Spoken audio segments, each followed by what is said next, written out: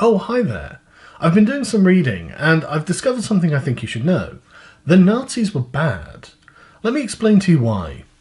Hitler was counting on a widespread anti-reason attitude, an attitude that no political party by itself could have created or sustained. In the field of epistemology, the Nazis were merely repeating and cashing in on the slogans of a 19th century intellectual movement, one which pervaded every country of Europe, but which had its centre and greatest influence in Germany. This movement, the defiant rejection of the Enlightenment spirit, is called Romanticism. The Romanticists held that reason is a faculty restricted to a surface world of appearances and incapable of penetrating to true reality. Man's source of knowledge, they declared, is feeling, or passion, or intuition, or faith. Man in this view is not a rational being.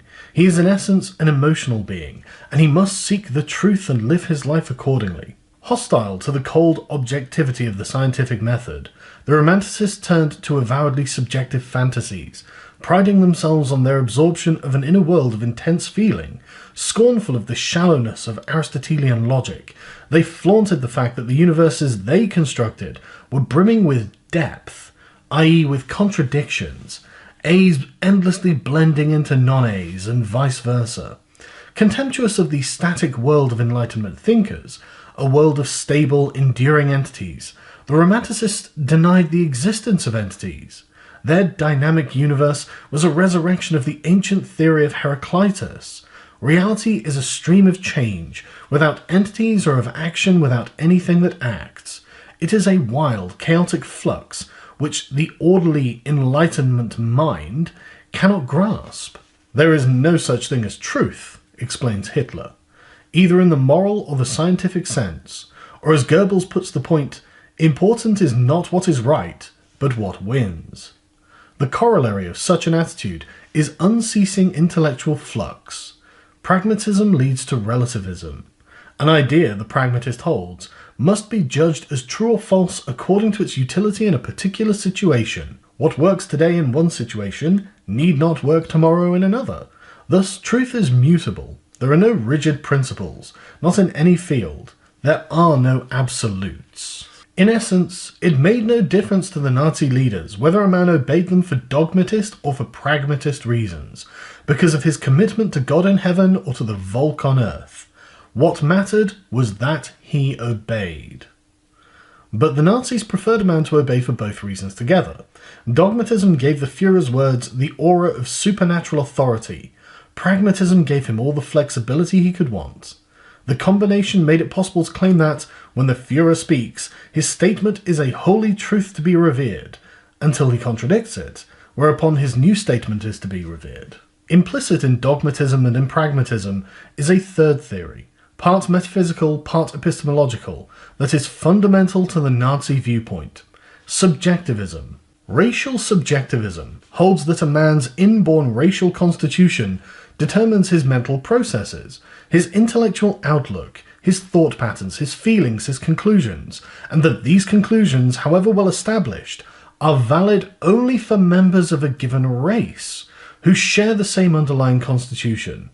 Knowledge and truth, one Nazi explains, are peculiarities originating in definitive forms of consciousness, and hence attuned exclusively to the specific essence of their mother consciousness.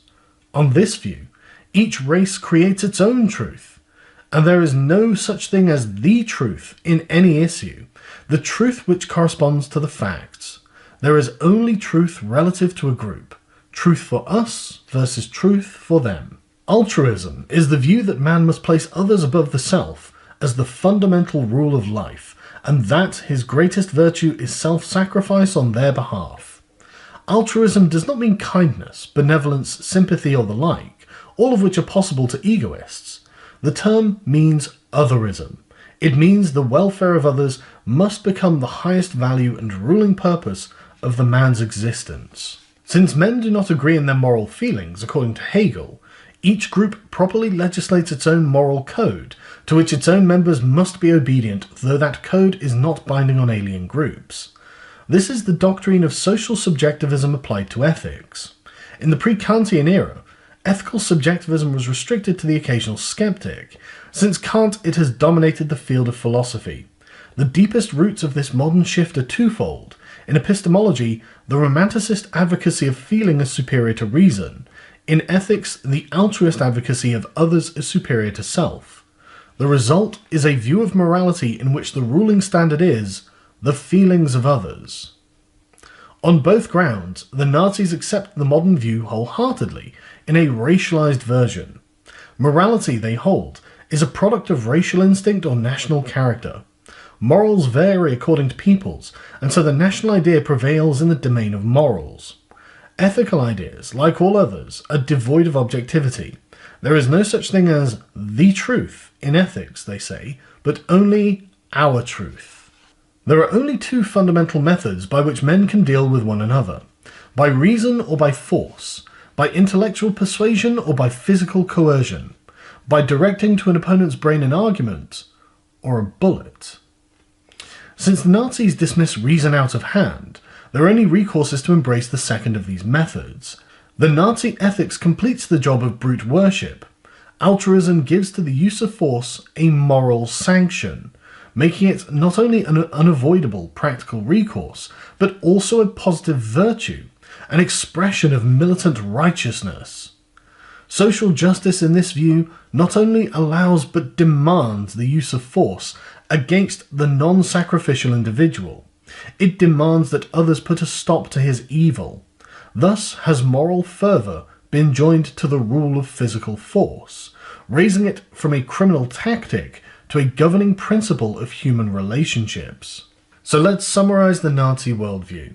It is the rejection of the Enlightenment, the rejection of objective truth, the rejection of reason, and the embracing of feelings and of subjective truth, in fact of racial truths that are only relevant to the race in question. It is the demand for complete obedience, regardless of the reason why, but preferably for absolute dedication to the cause. And it is the moral sanctioning of violence towards anyone who might oppose these methods that finally makes the Nazis so terribly dangerous. And I think it's unavoidable for any political philosophy that follows these principles to end up every bit as oppressive, violent, and bloody as the Nazis themselves.